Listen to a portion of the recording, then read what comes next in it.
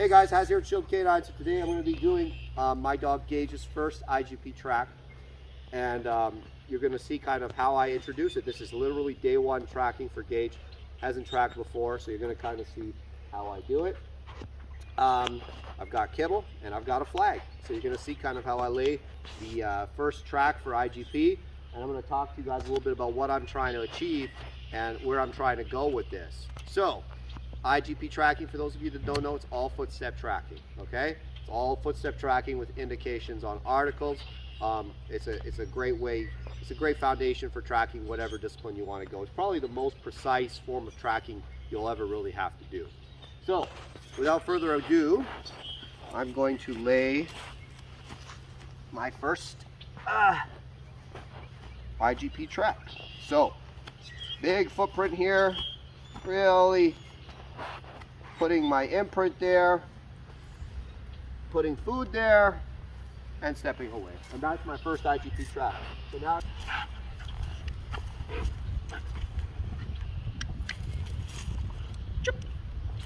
So now, getting him into the ground is always going to be the fun part, because this dog's only ever eaten from me. He's never eaten on the ground really, except for accidental things that we've dropped. So now I need to show him, Sook, that there's food there, and he could see it very clearly because I could have put a big handful, right? Now he's going to eat on that food. I'm going to pull him off, Sook, and I'm going to add the word, and I'm going to keep him straight. He's not allowed to turn away. Sook, come on, get in there, get in there, get in there. Good. And I'm going to pull him back. Good. And I'm going to kind of keep him like this, like a wheelbarrow a little bit, just so that I don't get too much twisting and turning. And it's really important, guys, if you're going to be doing tracking, if your dog can't track one footstep properly, what the heck are you doing making 10 of them? Good. And he's going to have to learn to work a lot more independently than what he's used to here. So again, pulling the dog off, making that. Come on. Good. And I don't want to put him in the track. I want him to put himself there. So when I pull him back, Sook, Sook, Sook, I want it to be hard for me, number one, to get him off of it, and number two, for me to hold him back from getting to it. Eventually, I want him to be crazy. When he sees that flag, I want him to go nuts. And I can bring that all under control later. The most important thing is the correct emotion and drive from the dog going into the track. I want a super, almost a frantic urgency from the dog to get on the track.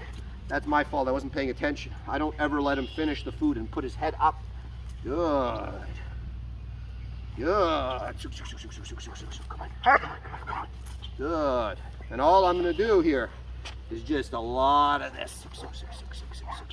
Good. Good boy. Good job. And I want to see complete commitment from the dog to stay in the track. Complete commitment. Anything less than commitment, I'm going to pull him off the track. Now, if you have a problem with your dog, there's a big piece that he just got there. If you have a problem with your dog staying here, he wants to look up and look around and watch the daisies go by, watch the butterflies fly by or whatever, he's not hungry. This dog hasn't eaten today, okay? He hasn't eaten today, and guess what? If he wasn't performing the way he needs to perform here, he's not going to eat tonight, right? This is the only place he's going to eat until I see the behavior exactly where I can barely hold him back. He's super intense to be there. He really wants to be there. Super good. And not, there we go. Now we're starting to get that behavior that I'm after. Sook. Good. Down. Now, that's just it. That's the first track. We're done. I'm not going to let him go back to that flag. I'm not going to turn him loose so he can hunt around here for food. We're done.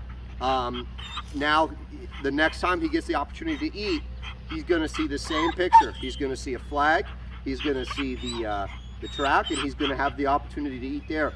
And eventually, within a couple days, if I know anything about this dog, he's going to see that flag, he's going to go nuts. I'm not going to be able to pull him back without him losing his ever-loving mind. Hey! Stop that. Without losing his mind, right? And that's what I want. I want a dog who's frantic, who's urgent to get on the track, because the track is his life. So you want real IGP tracking, a dog that going to be completely focused. Look, you have one of two things. You got number one, genetics, okay? So if you got a dog like my first dog, Onyx, I didn't do any of this stuff. He just has fantastic hunt drive, you know, super, I shouldn't say first dog.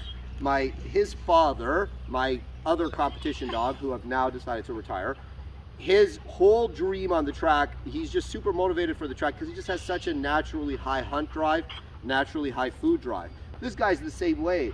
But I feel like Onyx's tracking would be even better if he had this type of foundation where we create a lot of frustration, a lot of urgency, a lot of a drive to be on that track.